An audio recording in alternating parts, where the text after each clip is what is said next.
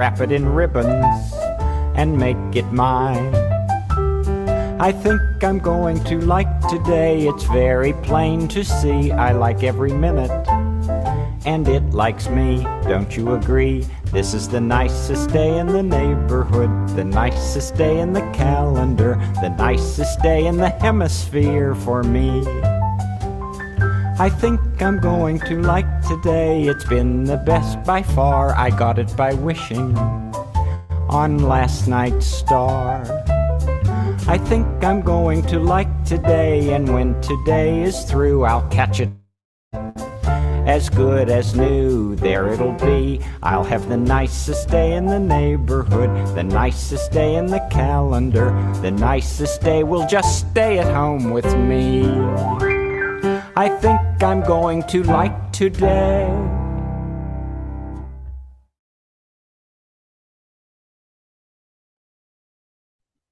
Hello, everyone. Welcome to the Fred Rogers Institute Symposium Series event about risky play. Um, there are so many of you here and so many of you that registered and will be watching this after. We're really glad you've joined us. We love to talk about play at the Fred Rogers Institute. We have two people with us today who also love to talk and think about play, as I know all of you do. As we get started, if you have questions or comments that you'd really like for us to get to our panelists, please put those in the Q&A feature. We want to make sure we don't lose it in the chat. I love that you're all introducing yourself and saying hello in the chat. Please keep doing that. Please engage with each other. That's one of the nice things about these events is the chance for all of you to connect. I want to start right off the bat with a really lovely message from Fred Rogers. He said in an episode of Mr. Rogers' Neighborhood, "Do you ever feel as if you just have to play?" Well, that's an important feeling. That's not bad. In fact, it's very good. Mr. Rogers made sure to communicate to children that that feeling of just needing to play was very, very good. And I think we'll come back to this idea throughout our conversation that Mr. Rogers, an adult, made sure to emphasize to children that the feeling of needing to play is good. It's not bad. So we'll come back to that and revisit it. Today, I am so glad to be joined by two people I've had the chance to get to know in different capacities over the years. I'm going to introduce both of them, and then we will just dive right in because they have so much to share. So Jana Boddy is here with us. Jana's a lifelong early childhood educator, advocate, and champion for young children, families, and educators. She has 25 years in preschool and childcare leadership and now serves as a public school early childhood liaison. In that work, she connects families to really important resources and supports.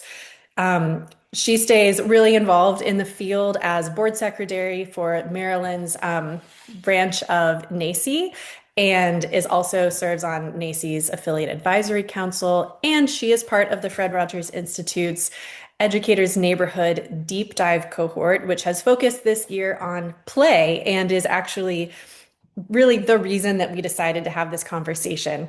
So I know she'll be glad to share with you some of those ideas that have come up this year.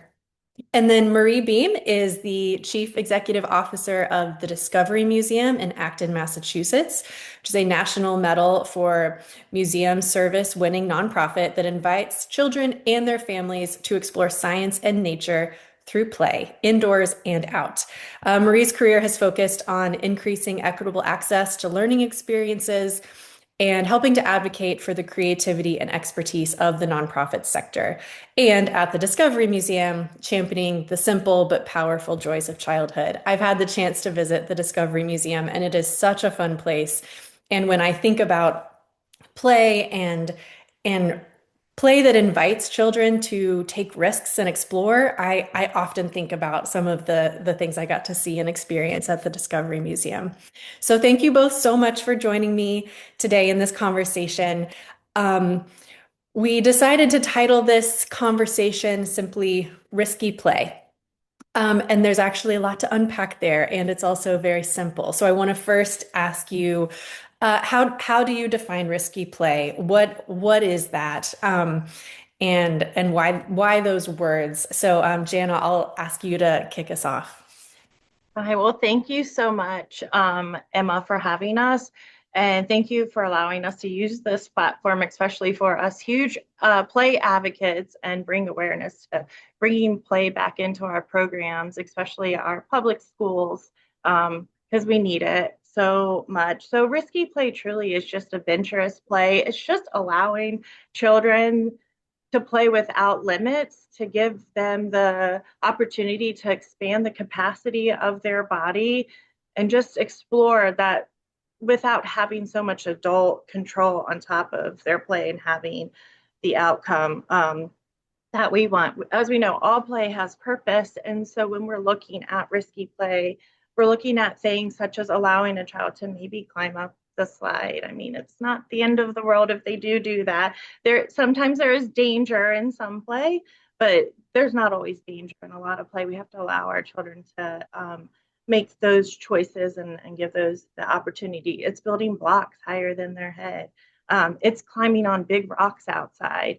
I was thinking of a quick story. When I was a child, I grew up on a small military installation in Colorado, and it was in the prairie. Our playground was all dirt and thorns and tumbleweeds, and actually all metal. And we climbed. Our parents were never there with us because we were on a military installation, and this was the 80s. And if we fell, it was okay. But the same thing in the winter, it gets super cold, and we'd get so much snow, and we didn't have hills like we do. Well, here I'm in Maryland, but so they would build these very tall, or push the snow in these tall mounds, and we would risk our lives and slide down those, and how fun that was. And yes, we got bumps and bruises, but our parents never stopped us. And through the years, these, out of inconvenience from adults or just the fear that our children may hurt themselves, we kind of slowed away and moved away from those things. And when we allow children to have like this risky play when they're playing, it provides not only with their body capacity, but also what it feels like to have that adrenaline, or if our heart beats fast, what does it mean to take a risk, or our sweaty palms, or how we feel when we accomplish something. There's so much that we get from risky play. Thank you, Marie. What about you? Yeah, so at Discovery Museum, we primarily serve kids literally from birth, infancy, up through elementary school. So I tend to think about younger kids, as we all do. Um, and the word risk really has gone from a scientific word that is about an assessment of reward to something that's a judgment about danger. So Mm. risky play, in my mind and in our museum, is a little aspirational. It's an opportunity for learning that is not sort of adulterated by parental or caregiver direction, but that happens at the child's with the child's own drive and motivation. It is about kids making choices about what they're ready for and what they can handle, and taking that natural curiosity about next steps into reality with the support of parents and caregivers, not the push of parents and caregivers, but with the support. And so in that, kids learn something about themselves, about their own capacity, about what they can handle. They hopefully learn that failure is not an end point, that failure is a step in learning, that failure is a kind of growth and an opportunity to try again in a different way. And we hope that all of us as educators and museum people and people who want the best for kids hope that also the adults, the trusted adults in their realm and who are with them when they engage in risky play, also learn something about those kids and their capacity and what they are driven by and what they are passionate about, and can celebrate with them when they accomplish something that's new. Great. You both have, so you've talked about what that kind of play means. Can you share more about what it looks like in the work that each of you do? Marie, you've started to take paint a picture for us of the Discovery Museum, or if you want to share more about that, Jana, I'd love to hear some stories of your work and how play shows up. Yeah, thank you, Emma, and thanks again so much for this opportunity to talk about a really important topic. I brought a couple of photos to share with everybody because talking about risky play in our environment is hard if you can't see it and don't understand the intentionality with which our museum has designed its spaces and experiences just to encourage risky play. And I'll say this is something that happens across our children's museum industry. So, we really are partners with families and with educators in curating this kind of learning. So at our museum, there are two kinds of primary ways that we think about risk. Risky play happens around physical risk and also about creative risk. So on the physical side, this is our Brain Building Together gallery. Emma, you saw that when you were visited us. This is for our youngest visitors, ages 0 to 3. And this beautiful kind of bespoke handmade climber is a feature of the gallery, and it was designed specifically to encourage parents and caregivers to observe the learning that happens naturally when kids are able to make their own choices about risk. So you'll see on the left-hand side, that is kind of a long view of the climber. And the first thing that most kids take on is just going up a few steps where that child in the black t-shirt is adventuring. And they can do that whether they're crawling, walking, right? It's a first level a risk for kids as they grow. Second, they discover the slide. And the slide is positioned so that the parent or caregiver is right at the bottom, able to make eye contact, able to engage with a hand if that's desired, and more importantly, standing right at the bottom to celebrate when a kid makes their way down. The third level of risk is sort of at the far end of the climber, and you see it in the third photo on the right. And this is an opportunity either to try a little steeper climb up or to make your way down using those rungs. And you see this is designed exactly for the way this adult is using it, for the adult to be right there, to be encouraging, to be supporting. And when kids are ready, they can take it on. Also, you don't have to go all the way down or up. You can just try it. So this sort of fosters the sort of observation and attentiveness that we hope that adults will have in environments where risky play is an option, and also that support. In the next slide is our Discovery Woods. We're really fortunate to have almost an acre of outdoor nature playscape that was designed in many ways to encourage risky play. On the left, you see the most obvious approach to risk in this place is our boulder climb. But I'd like to just point out behind that, on the far side of the slide, are stairs with a railing, and you can see there is a younger child for whom just approaching these stairs may present a level of newness or risk, and so there's a caregiver lending a hand as they go down. But of course the child in the front is just tackling this boulder climb with full energy, and really we expect a great celebration at the top. What you can't see is on the left out of the picture are some benches where parents and caregivers can sit and observe and support. On the right-hand side here, you see a sign that we put up when Discovery Woods opened in 2016. And it says, some of the play features on this hill are challenging, especially for children under 6. Please supervise your children. I think if I were to redo this sign now, I would change that to please observe your children. Observation, I think, implies I am there to help you make the right choices. I am there to guide you, to help see around corners for you, but not to stand in the way of you trying something that is exciting and new for you. Supervision almost connotes that there's danger present that we have to protect our children from. So, as we go along in these spaces, we also learn how we should best communicate. The next slide has a couple of photos, again, of caregivers in action. I was trying to think of what words to use for this. Scaffolding, of course, is sort of the clinical term for providing the structure that can support a child. Steadying presence, I thought, was another one. Is it that the adult is there with a hand, or is it just the proximity of the adult that gives the child the confidence they need to try something new? Do they really need the physical support or just the nearness and encouragement? And on the left-hand side, we see even a younger kid who's sort of seeing this modeling of trying something new with the help of a trusted grown-up. And I sort of loved the way that was an example to that little one. And in the final two slides here, we have a little bit about creative risk.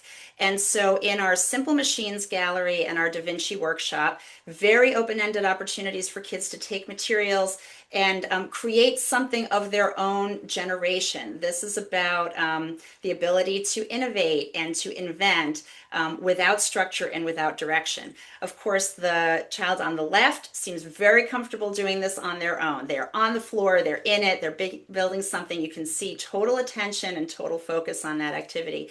The child on the right, because we have a series of photos leading up to this one that I've been able to see, needed a little bit of support from this caregiver. And so, they chose the materials, but then what are we going to do with them? Maybe we could ask some leading questions to support this child in taking a creative risk. And then, of course, support in using a tool. Using scissors, it's hard, and it can feel a little dangerous depending on the messaging that you've received. But here's an adult sitting nearby, clearly being very supportive and engaged and attentive, but not doing it for the child, allowing the child to learn for themselves. The very, very last slide, and this is another part of our program, our school outreach. We've run a traveling science workshop. We're in classrooms with 60,000 kids a year doing hands-on science all across our state of Massachusetts. We've done this for 34 years. Our director of school programs told me one of the riskiest things for kids can be this experience. We give them 2 ring magnets and no instructions. And in the classroom environment, with their classroom teacher present, some kids are nearly paralyzed by this. Some kids say, "What do you want me to do?" Some look to the teacher, some look to their peers to see what's happening. But what a tremendous reward when you just pick them up and play with them and discover something amazing has happened. So again, it's the peer pressure around risk with others your own age. And at the museum, we see risky play that happens more with parents and caregivers where they're able to provide that support. Amazing. You've used the word trust so many times, and I know we're going to talk a lot about that. Jana, could you share about your work and how play shows up? Yes. So I find myself very fortunate to work in the program I work in right now. We do a lot of community outreach, but one of the big things we do is our parents come into our space and we do play groups. So they are right along with their child. So I get to see the wording that we use within our program. It's nice. I'm sitting in the classroom right now, so all these ideas are coming to my head. But I get to see the way we model things and the materials that we have and how parents first come in and maybe are a little timid. They want their child to use the materials correctly, not break anything, not mix the paint, not put the Play-Doh in with the rice, like little things like these. And when we're like, it's okay, they let them take the risk. It's not a big deal. We can wash our hands. We can do all these things, like it's not this, and this is the space to do all of this. Natural, risky, or honestly, it's just plain and curiosity and taking that next step. But today we were at the park. We go to our local park, and I was just sitting on the bench talking to a mom, and we were actually talking about this. And we look up, and her son is on the slide, and it's one with a tube, and he's climbing on the top, and we're sitting here talking about risk, and I'm like, saying like, oh, look, he's like can trust his body and his capacity and all this stuff. And then he kind of slides to the side and gets a little nervous and he screams out, and another parent's right there and helps him down. And now he's, a little upset because, it scared him, just like all of us feel when we take that risk. And she calmed him down. And of course, I wanted to say like, oh, like well, I did say you were so brave. And then I said, like, you knew your body needed support and you screamed out and someone helped you, but he was upset. So it wasn't the time to talk to him. But I wanted also mom to hear, like, look at the risk that he just took. And then when, a few minutes later, he's climbing on the rock wall and the same thing happens and she goes over and helps him get back down. But it's great to see that happening. And, like I did say, like, it's okay to sit down while your kids are playing and just observe them and watch them, because we learn so much just from doing that. And another example today, and something I even shared with Emma in one of our deep dive groups, is just cooking with your children, allowing them to use the knife. I'm not saying like dangerous or hazard play. I'm saying just allowing your children to use some of the materials you would use within your house. So we do have, the safety knives. But today we were using the plastic knives, and we were cutting pickles because we always cut everything that we eat here. And, one child was just really cutting that pickle and going really hard, and she cut her finger a little bit. And it obviously probably burned from the pickle juice. And she wasn't so upset that she cut herself. It was when she saw the blood, right? We always know that. But then we were like, you're so brave. And, all the parents went and got her band-aid, and, she was fine. And then off she went. But then we can talk to her about, like, you cut yourself, and that can happen. And we move on. And she was great. And I know she'll cut again because she is one who loves to come in here. We made guacamole last week, and she was right there cutting the onions with me. So she is never going to stop doing this. And we just allow them these opportunities. And I like seeing the parents, from the beginning how they were, and now they know, like, nothing is a big deal, especially with Miss Jana. Just, it's fine. We'll clean it up. It's gonna be okay. Let them play. Mm-hmm. Yeah, so we've been talking in this group about play for a year. And I think a big theme we've really come back to is that children have this natural drive to play, and adults, we often struggle with that. And I wonder if we can all talk about that for a minute. And that, I imagine most of all of you with us today who have chosen to take some time to come to this conversation about play, we're all on board with play. Play is essential. It's essential for learning, for children, for us as adults. And yet, play can feel challenging for adults to, to play ourselves, but also to really allow children to lean in on their play. And, we chose the term risky play because we really wanted to explore that. Like, what does it mean when play seems a little bit on the edge? But I think too, I'd like to talk about just the broader idea of allowing children to play and the consequences that come with that, like messes and materials getting mixed together. So either of you that wants to start with this, like, what's going on in us as adults that we struggle, and how, what are ways that we can kind of relax and allow for play to happen? I mean, there are so many, and Jana, we're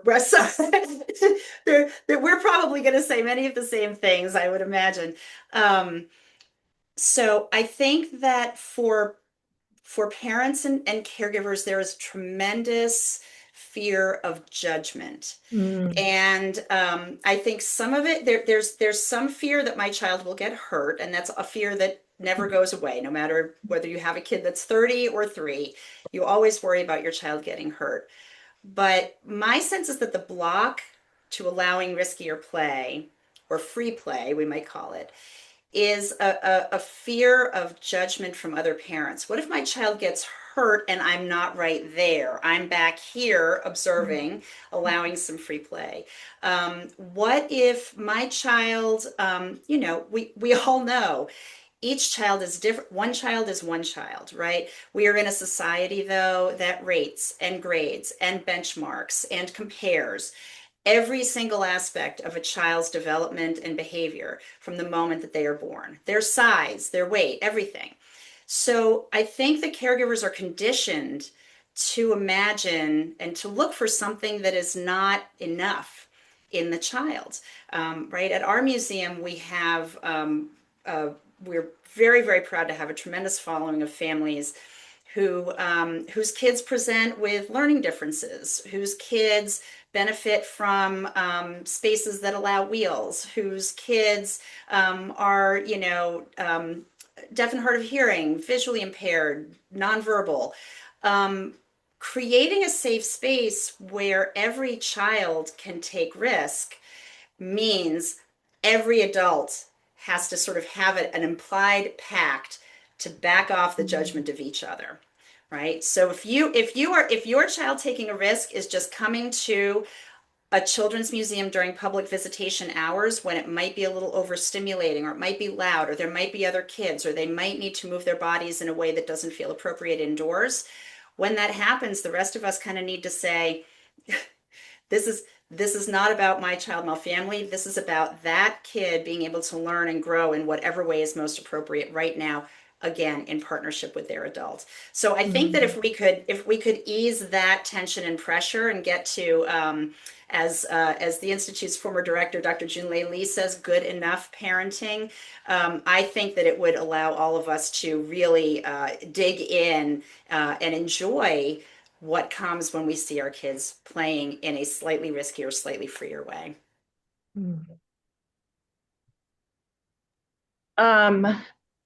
I would say everything, ditto. But I think a lot of times right now we think there needs to be like an outcome to play.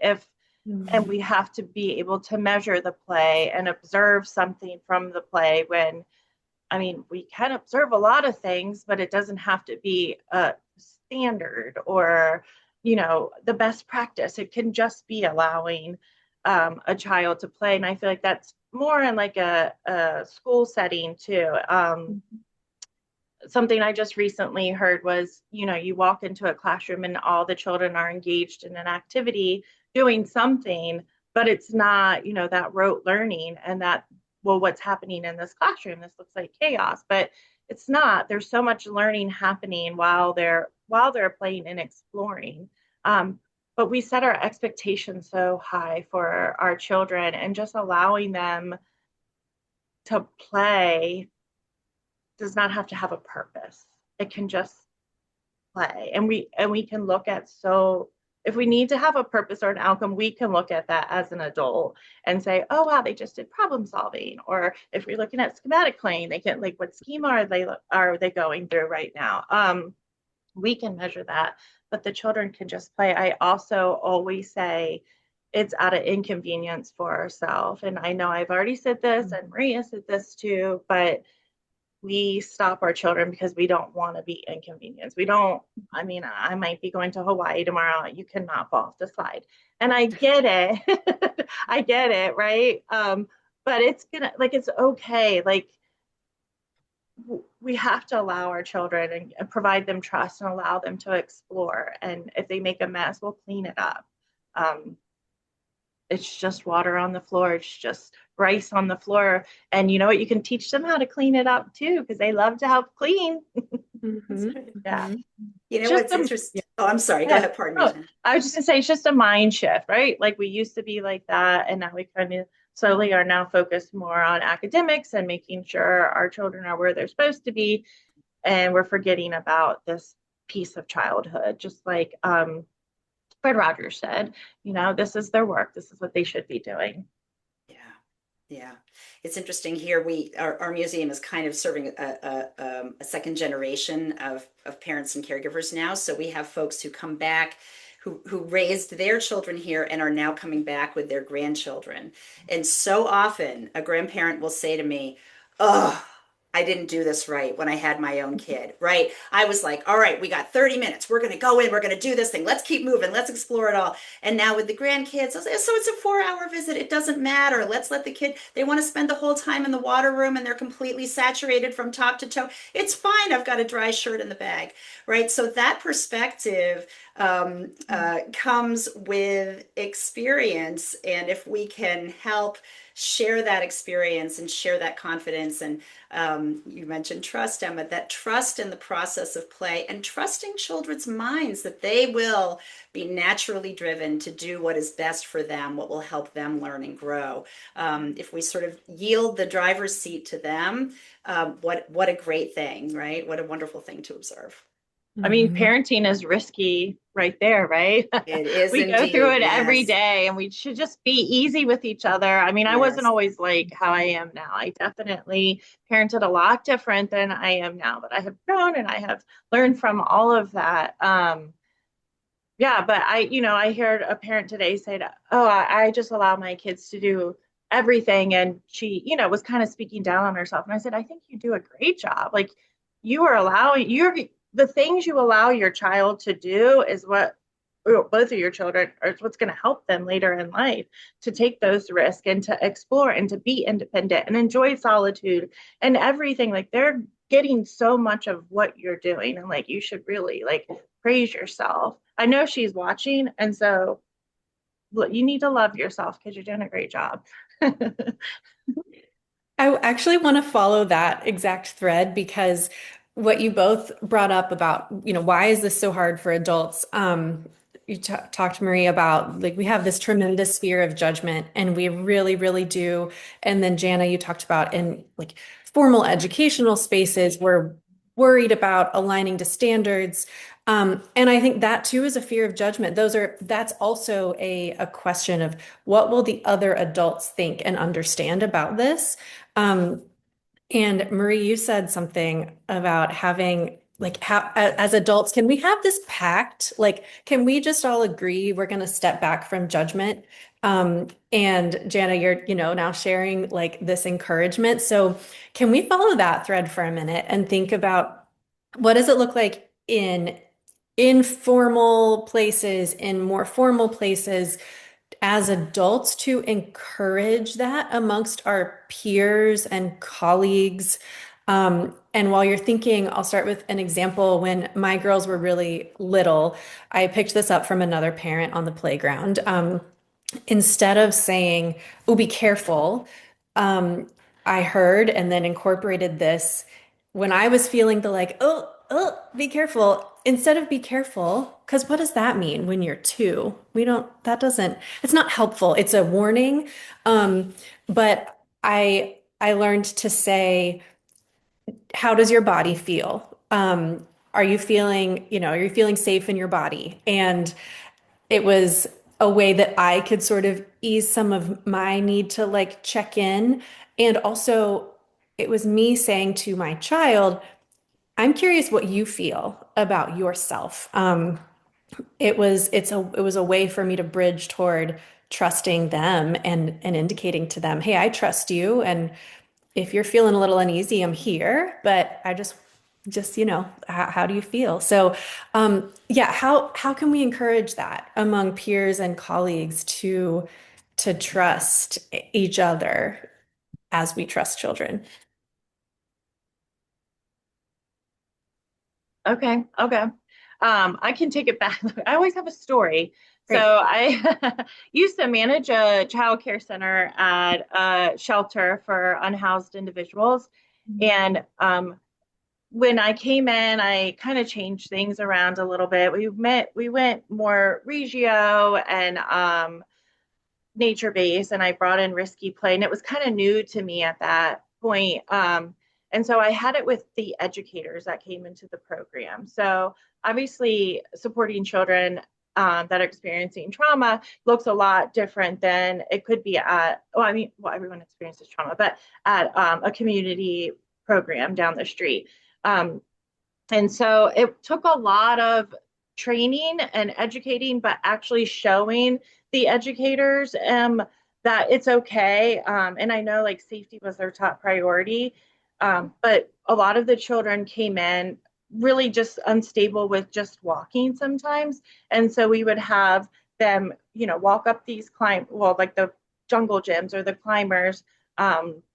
On the stairs, and at the first couple of days the educators would support them, but by like day 3 and 4 these children are like balancing and walking up, and they're little, and you're like, oh my goodness. But I would tell the teachers, like, if it makes it, like, if it's really scary, like, you have to think about how you're feeling inside and why are you feeling that way, and then just look away, because it's going to be okay. And there's always one teacher that was always right there with them, that always guided them and helped them. And it really helped the other educators that were in the program to kind of expand on their thought. And so much that sometimes I would be in the building doing my paperwork, and I would get bored and I'd go outside and I would see all these amazing things going. But there was always a teacher just, observing and just watching. And, like, I'm like, remember how you were and now how you are now and how much it's changed. And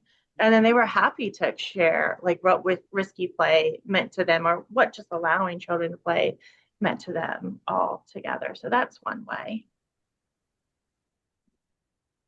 I love that. I mentioned grandparents, and in our environment here at the museum, it's obviously informal learning environment. We're thinking a lot about the mental health of parents and caregivers and how that factors into all of these sort of behaviors that trickle down and impact the well-being and development of kids, and particularly at a time when goodness, there is so much in the world right now that is burdensome and worrisome in different ways. Um, and we see that coming out in kids. Like, we hear from kids in our spaces that they're worried about the big things happening in the world and don't necessarily feel protected from them. It's really sad. Another topic for another time. But so many parents and caregivers do not have the village, right?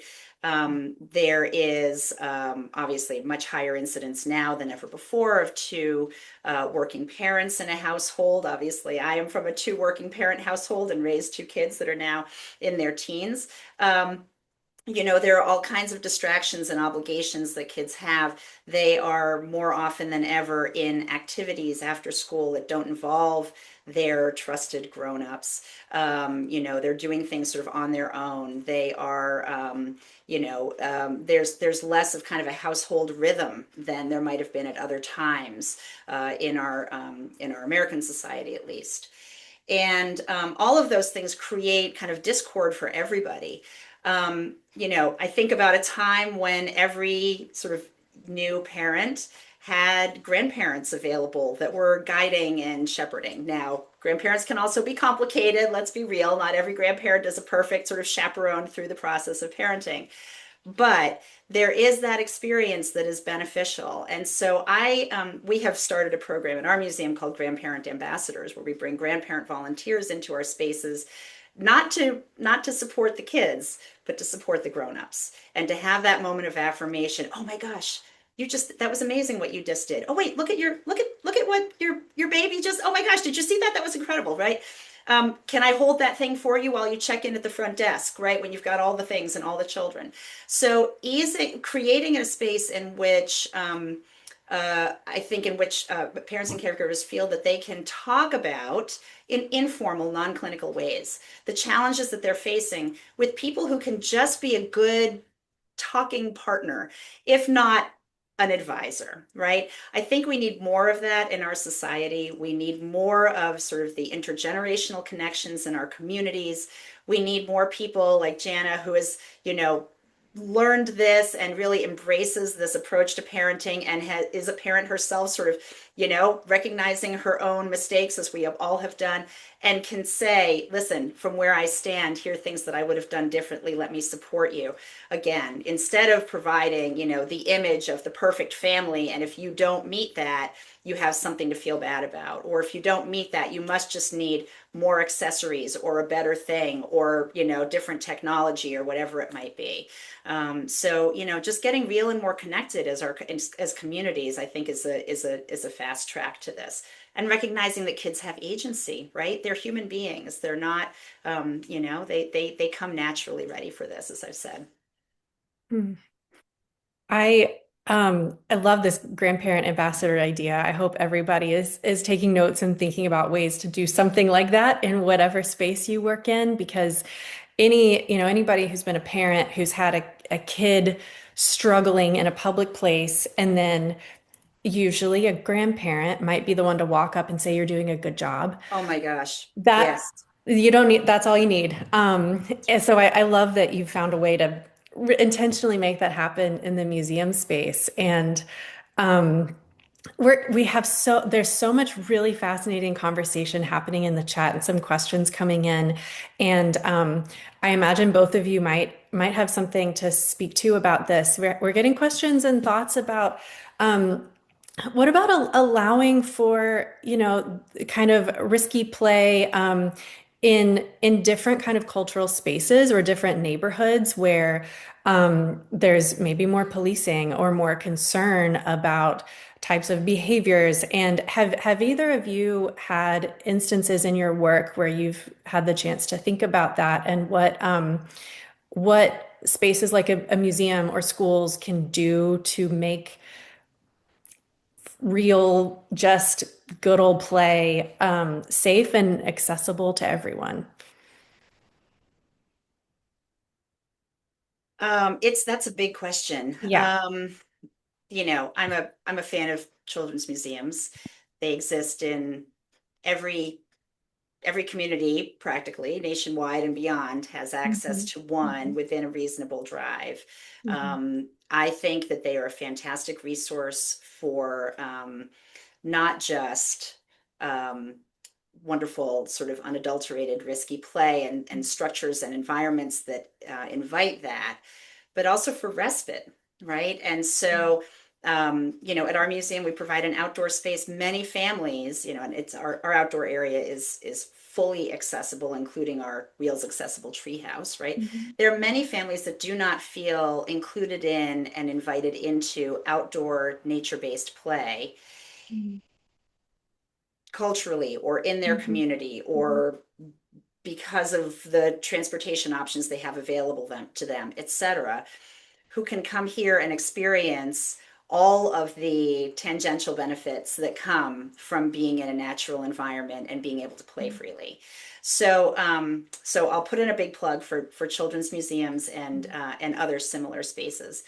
I think also those of us in that operate in environments like a museum have to recognize that approaches to a definition of risk changes according to somebody's Mhm. individual experience and lived experience and perspective. That may sort of encompass cultural difference, right? How comfortable we feel being a certain distance away from our child physically while the child is engaging in play.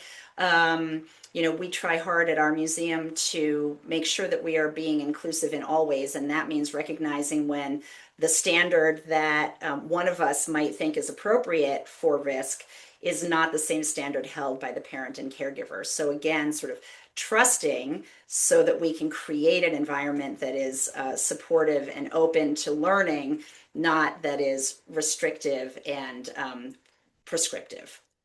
Yeah. I would say this is a big part when schools can jump in, or like community centers and such, and providing those opportunities for that type of programming in the school. Now, sometimes you may not be able to do it during the day, so maybe it is an after school play group. At a school I worked at prior, we did do pre-K and kindergarten play groups at the end of the day. We invited the families in and they just got to play with each other. So, and we were there. So it was a safe place. Everybody knew, where they were. But I where I'm at now is rural. So it's very hard with transportation. It's getting people here. So we can come up with these amazing, programming and opportunities here, but not everybody has access to coming to us. So we are fortunate enough to do some outreach, and we are able to go and go to people's homes and give them materials or just ideas, but also spreading your knowledge and your expertise. All of us educators that are watching this, we know what is important, and maybe just doing like a little one sheeter of ideas of things they can do within their home. Cooking is a huge one. Risky play just doesn't have to be full body. It's really fine motor activities as well. So any of those type of things within your home, you can absolutely bring in. I know we want to be around our peers, but remember, like, solitude is not a bad thing, and playing independent is actually great with being your own problem solver and trying to figure things out on your own without that support. So remember, even parallel play is like amazing too. So all of that, has purpose.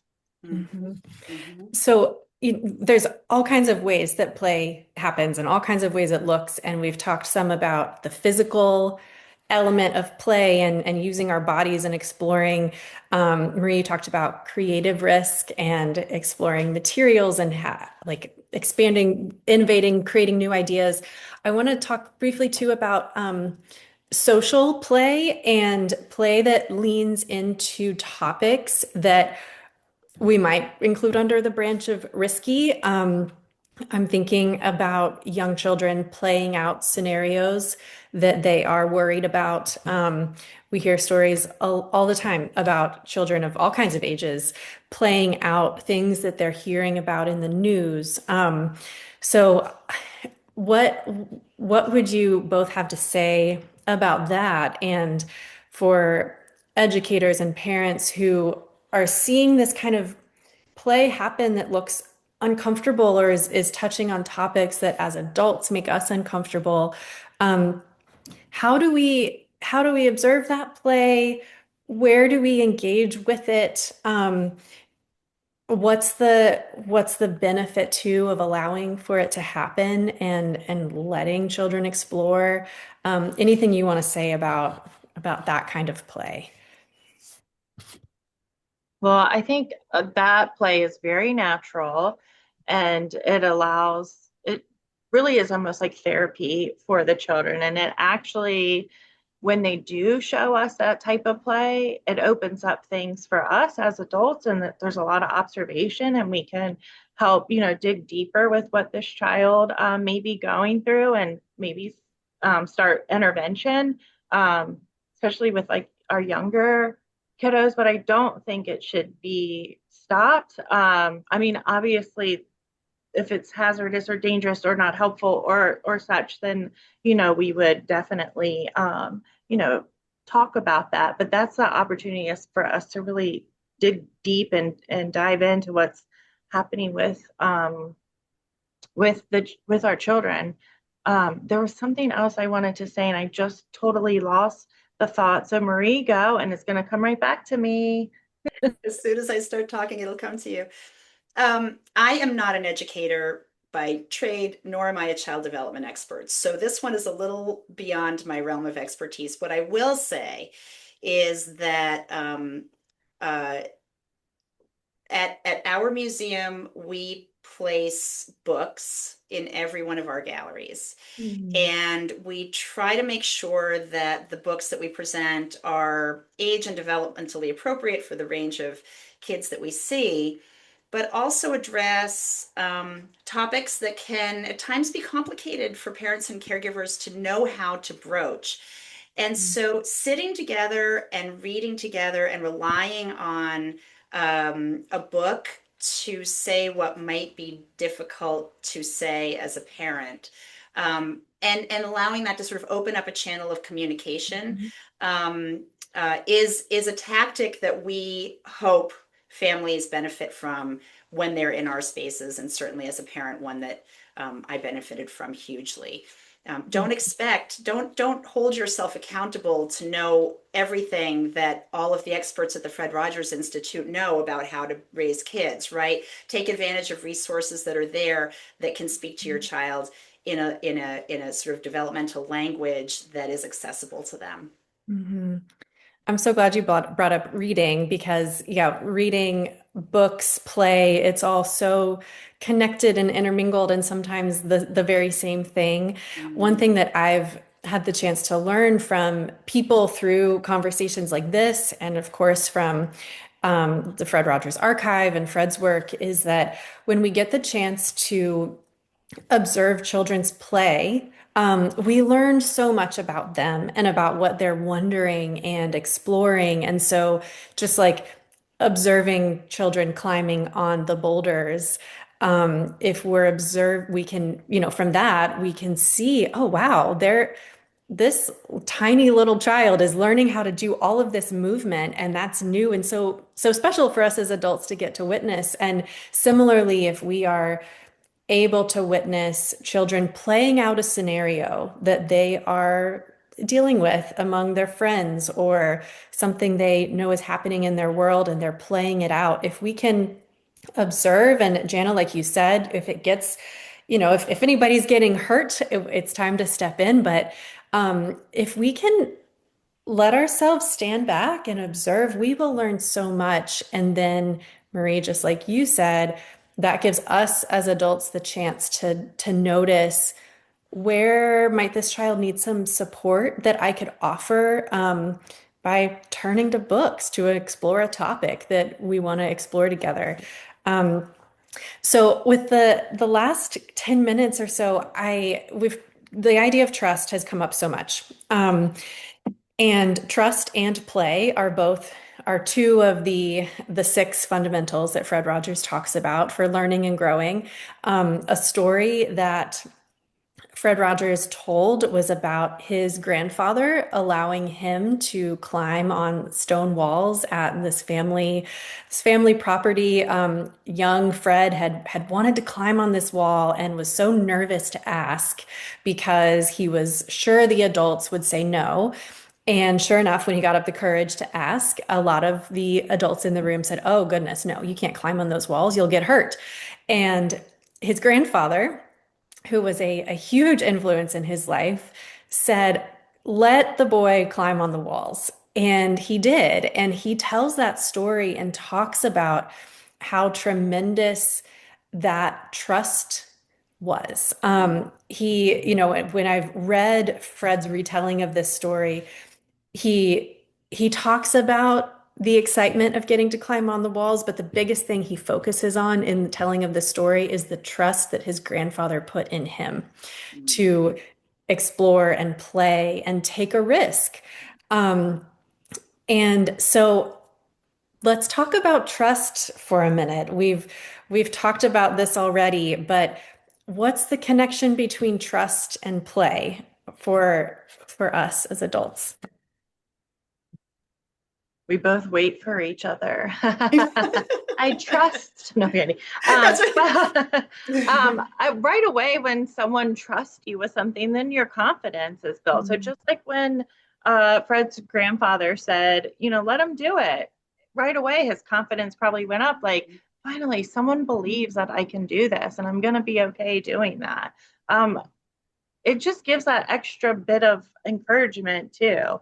And when we trust our children, then they're not, it's going to make them later on in life, make smarter choices, I should say. And when they take those risks and the choices that they make, it's because of little things that we've done when they played, or when they've done things when they're younger that we trusted that they'd make the right choice, and they're doing it now. It's hard. It's definitely hard. It's not an easy process for adults to trust that a child's going to use the scissors and not cut their finger or their hair.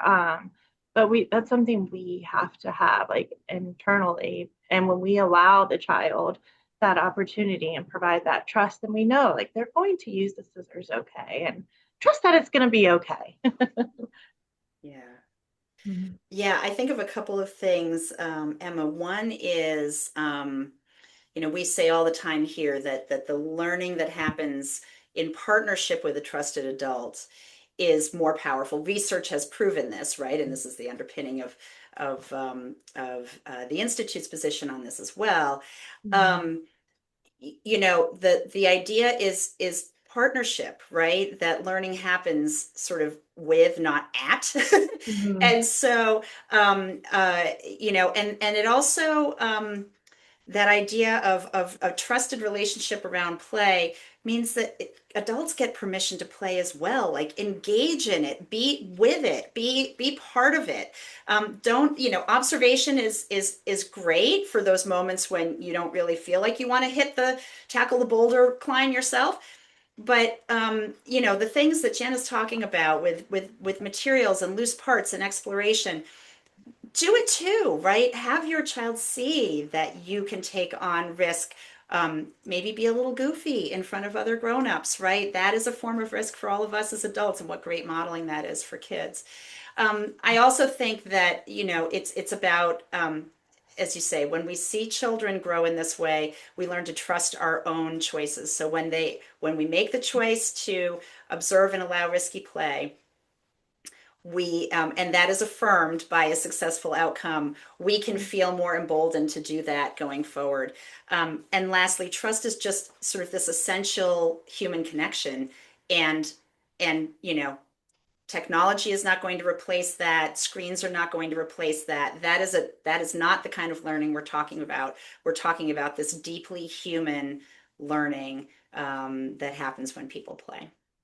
Mm-hmm. Mm-hmm.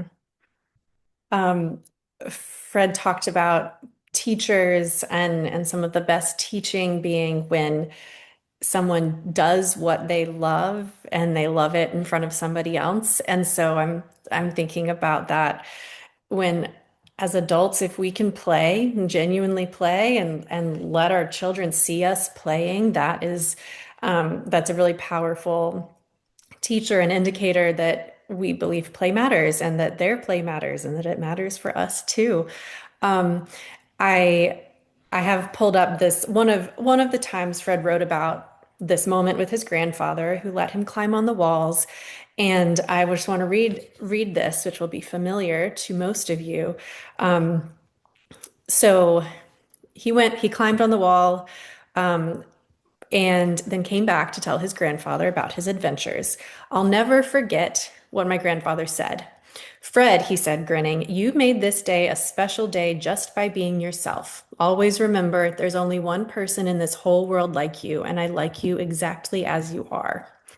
That's familiar because Mr. Rogers ended nearly every single episode, all 900 of them, of Mr. Rogers' Neighborhood with that idea. There's no one in the world like you, and I like you just the way you are. And that came directly from his grandfather, this person who trusted him and allowed him to try something a little risky that he really wanted to do. And that's really powerful. And I'm so grateful for everybody who's joined this conversation. I've been able to see little glimpses of what you all have been talking about in the chat with each other. And thank you for the questions. Marie and Jana, thank you both so much. I have a million more questions for both of you that we'll have to find another time for, but it's been great to hear your stories. And I hope everybody is feeling inspired to make space with other adults and offer encouragement that play is good and we can let it happen and we can take risks ourselves, and we can show each other that we can set down judgment and allow for play to go on and we can engage in it too. I want to share a couple fun things from the Institute. Our Educators Neighborhood applications are open for just a couple more days. You have until May 15th to apply for next year. And Jan has been part of a year-long cohort through Educators Neighborhood that has met every single month to talk about play. And we've had some of the best discussions. So if you're listening and are interested, please apply to join us next year. If you are able to come to our Work of Fred Rogers conference in July, registration is open on our website for that. We will be talking about play a lot over those 2 days. And finally, this coming Monday, we have another symposium series event just like this one. It's about artificial intelligence in the early years and what it is, what is happening, and how we can center human connection and trust and caregiving in the midst of this brand new technology that's coming and in our world. And Fred Rogers did that. He saw a new technology and he figured out a way to use it really well for children. So in that conversation, we're going to be talking about that. Like what might that look like, and how can we just stay calm and focused on the human relationships that we have. So I hope you can join us for that. But Marie and Jana, thank you so very much. It's been really lovely to talk with you. Thank you. Thank you, Emma.